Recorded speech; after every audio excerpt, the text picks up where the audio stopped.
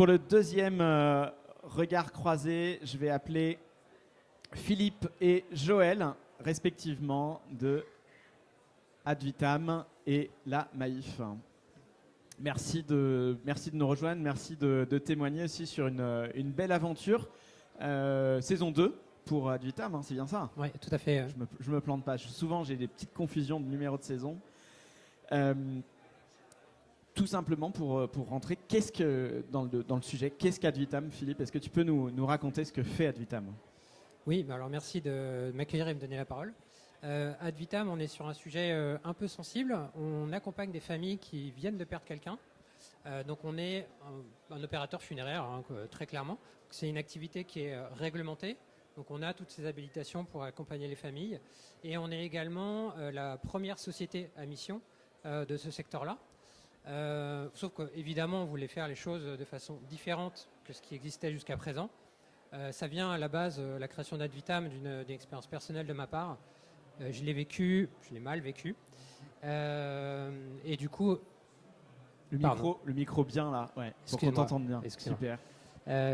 Et du coup, voilà, j'ai voulu essayer de changer les choses, enfin de proposer quelque chose de différent, plus bienveillant, moins cher, et avec des services additionnels qu'on a construits au fur et à mesure. Et donc aujourd'hui, on propose l'offre de service, je pense, la plus complète du marché autour de ce moment de vie, avec par exemple du dépôt de volonté, la résiliation des démarches post-obsèques, un outil pour identifier les aides financières. Voilà, plein de choses qu'on propose en marque blanche à des assisteurs et assureurs, dont Maïf. Et alors du coup, Joël, côté Maïf, sur ce moment qui est particulier, qui est clé dans la vie d'une famille, comment ça se passe? Alors comment ça se passe? Donc voilà, moi je m'occupe d'une équipe qui reçoit les appels quand il y a un décès, suite à notre contrat d'essai, et qui a des familles au moment où c'est le plus difficile pour eux, qui doivent mettre en place tout ce qui est prestations funéraires, et qui souvent souhaitaient avoir déjà des devis, parce que souvent quand elles appellent, il y a la partie qui a déjà choisi d'office ses pompes funèbres, et puis les prestataires funéraires, et les autres qui n'ont pas encore fait leur choix, et qui aussi veulent des devis rapidement pour pouvoir comparer, parce que c'est tout à fait normal aujourd'hui de voir les différences de prix. Et puis qui s'appuie sur votre rôle de confiance. Voilà, alors nous, justement, on voulait aussi un partenariat qui puisse répondre à cela, qui fasse écho avec la stratégie de la Maïf, et on s'est vite rapproché d'Advitam, pour son côté innovant, parce qu'on s'aperçoit aussi que côté des familles, aujourd'hui, les personnes sont un peu dispersées dans toute la France, et pour faire le choix de prestations funéraires, c'était plus facile aussi. Donc on s'est rapproché d'Advitam aussi pour cela.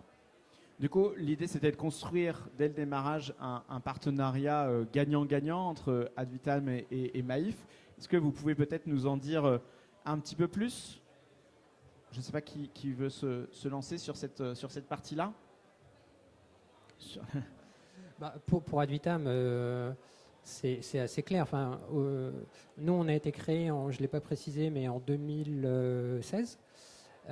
Et donc, on accompagnait des familles en B2C, donc qui nous contactaient en direct. Et avant de rentrer dans French AssureTech, on n'avait jamais encore travaillé avec des assureurs. Donc pour nous également, comme Testamento, c'était une première.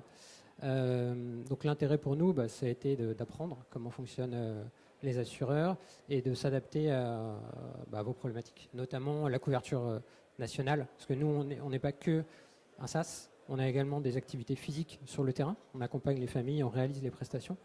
Et donc il faut avoir une assise, une empreinte géographique nationale, ce qui est un challenge.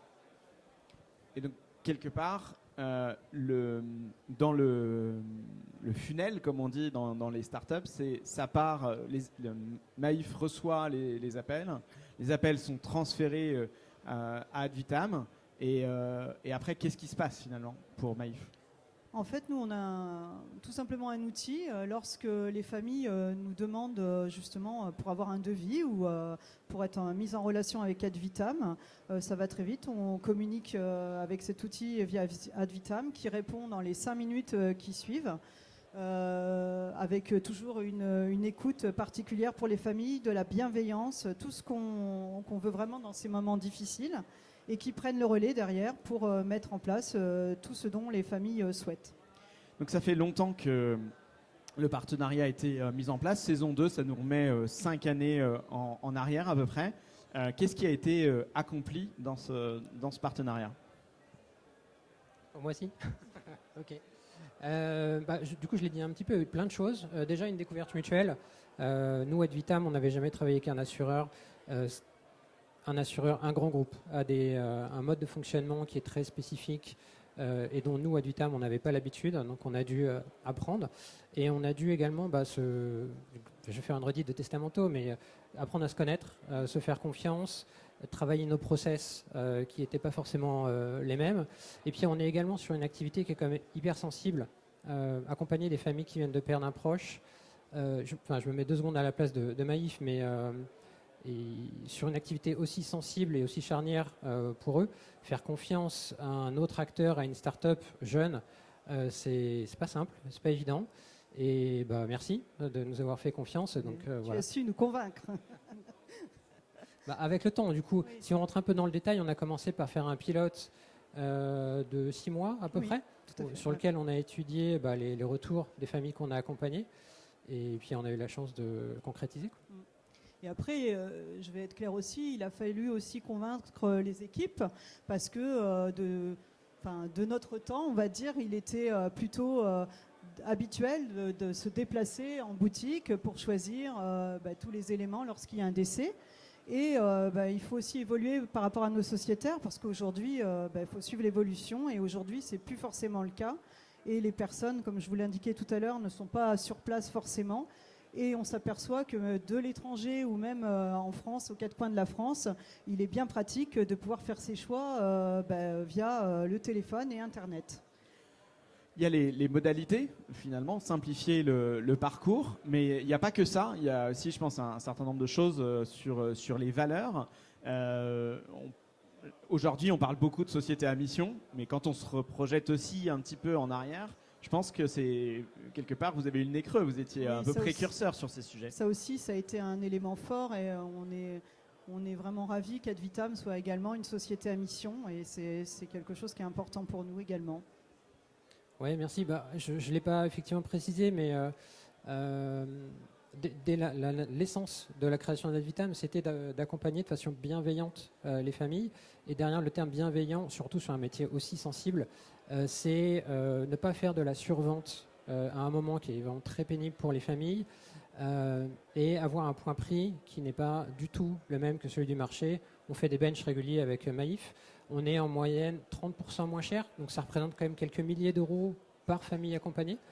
Donc voilà, donc devenir société à mission, en fait, pour nous, c'était juste naturel. Voilà. Et un côté plus vert, ça aussi, c'est quelque chose qui était marquant chez toi il y a déjà plusieurs années. Ça peut paraître un petit peu particulier dans ce monde-là. Est-ce que tu peux nous en dire quelques mots ? Parce que je pense que c'est important dans les valeurs d'Advitam. Oui, bien sûr. Ça fait partie de nos valeurs de bienveillance environnementale également. C'est une activité qui est quand même hyper réglementée. Donc, dans le cadre de ce qu'on peut faire d'un point de vue réglementaire, on essaye d'apporter des solutions qui peuvent être un peu différentes et notamment plus vertes, plus écologiques, notamment sur les soins de conservation. Bon, je rentre un peu dans le détail, mais qu'on évite de proposer, qui sont à des prestations généralement superflues, très chères et superflues et polluantes. Donc on ne propose pas. Voilà, et puis on propose également d'autres choses. On plante un arbre pour chaque famille accompagnée. Enfin, je ne vais pas être exhaustif, mais on essaye de faire bien les choses.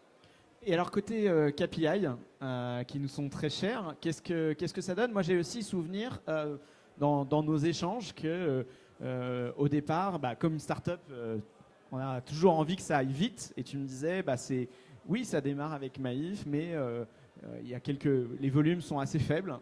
Comment ça se passe aujourd'hui ? Et puis qu'est-ce que vous avez surveillé ? Qu'est-ce que vous avez fait Oui, du coup, je l'ai évoqué juste avant. En fait, on a eu une phase de montée en charge progressive, de mise en confiance progressive, ce qui est normal sur une activité aussi sensible.